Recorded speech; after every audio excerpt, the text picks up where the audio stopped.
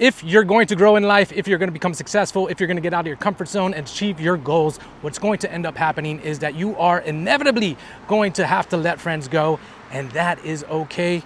Today, that's what we're going to talk about. It comes from a question from a young man in my coaching group who asked, hey, Mike, I'm evolving, I'm growing. Is it okay to let friends go, to find peace, to find that space that I need to achieve success? And also he asked whether he should feel a certain way about being ghosted.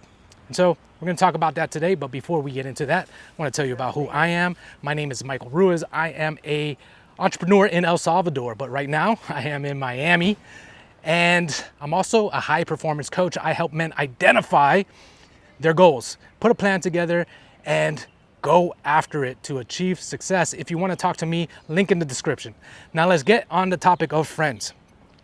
So one thing I wish someone told me is that not all your friends are meant to be there for the entirety of your life. A lot of friends are there as a default state. We meet them through our social circles, we meet them through our communities, we meet them through school and so forth. And those people are great people, right? They're friendly. You can build relationships with them. You can laugh with them. You can have a good time with them. And all of that is fantastic. But they are not there necessarily to help you get to where you are going. And one of the biggest choices that you're going to have to make in life is the people that you surround yourself by. Why? Because we are the sum or the average of the 5 people we hang around. Energy is contagious. You are going to pick up behaviors, thought patterns, and mannerisms from your friend group. That's just the reality. All right, you get influenced by the people you hang around, and what you want to do is select for those people that you want to emulate, whether they have personality traits that you want to acquire, whether they have confidence that you want to embody, whether they have intellect that you can learn from. Those are the people, those are the friends that you want to intentionally form relationships with. And many of the time, those aren't your default friends. And so the first thing I would say is to recognize that. And what that means is that you're naturally going to have to say no to a lot of friends. And the way to do this, to distance yourself from friends that you've already built relationships with, is to simply prioritize your mission. What is your mission, right? And when you prioritize your mission, what you're going to realize is you're going to say no to a lot of engagements. And when you say no to these engagements, your friends are going to get the hint that, hey, all of a sudden, Mike doesn't want to hang around with us anymore, and they're going to stop inviting you, and that is okay, because you have decided that what you want out of life is more important than the social satisfaction that you get from hanging with your friends. And look, I will say this, that I have friends that I still talk with from high school. But one of the key differences there between the friends that I talk to from high school than the friends that I don't is that the friends from high school, first of all, they're good people, but they wish me well. They root for my success.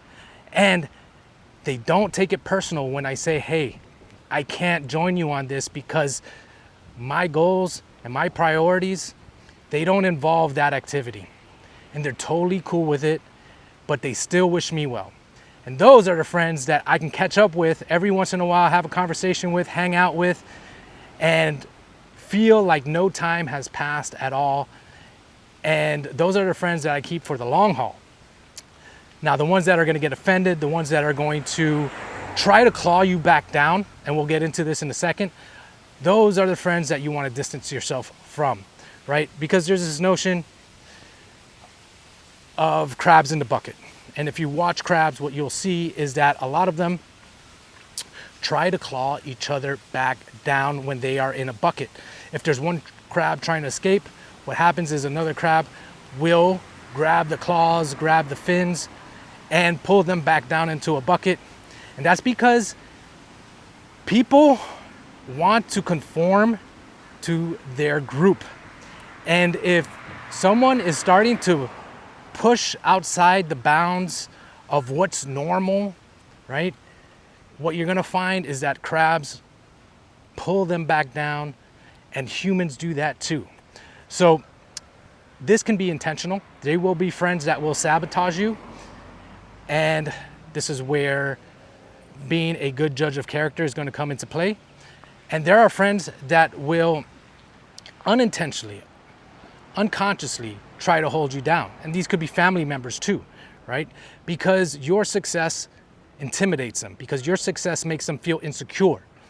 And so this is the notion that, you know, if you want to grow, you need to leave your hometown, right? Because inevitably people are going to try to stunt your growth, stunt your progress. And so just realize that, and realize it's a natural part of life to say goodbye to old friends. And the ones that will stick around are the ones that root for you and cheer you on. Now, when it comes to people ghosting you, everyone's on their own journey, on their own path in life, right? And the same thing applies to them that I'm speaking to you about. And there's ways to handle it with tact, right? You can be direct or you can be more indirect. So saying no to invites, like I mentioned, and then explaining why is a direct approach to limiting friendships. Ghosting someone is more of an indirect way of doing it. I don't think it's tactful. I think the manly thing to do is to be direct and to tell someone when your relationship, when your friendship has come to a point where you need to move on, right? That's the tactful way of ending a friendship or distancing yourself. But some people ghost, and I would say to this, don't take it personal. Everybody's on their own journey in life trying to figure it out. And so for some people, it's just easier to completely cut off the relationship, not give you any closure, and move on with their life. Don't take it personal. Actually take it as a blessing and adjust accordingly. And so that's my message to you guys today. Your friend group is going to be one of the most important things that you can intentionally create. Do it thoughtfully. Do it with your purpose and your mission in mind. Prioritize that, and you will find the right people. The friends that you want to build relationships with, they are people outside of your comfort zone. They are people that are going to help you along the way, that are going to either show you a path that you can take and help you along that path, right? They're not necessarily people that you're gonna have a great time with. Like, and when I say great time with, like, they're not necessarily people that you can party with. A lot of people, young people especially, they think of friendships, they think of people that they can laugh with, that they can drink with, that they can do drugs with. Those aren't your friends, right? Your friends are the people that are gonna take you towards where you want to go. And I'll leave it at that. Hope you all have a fantastic day. Wish you guys all the best. Peace.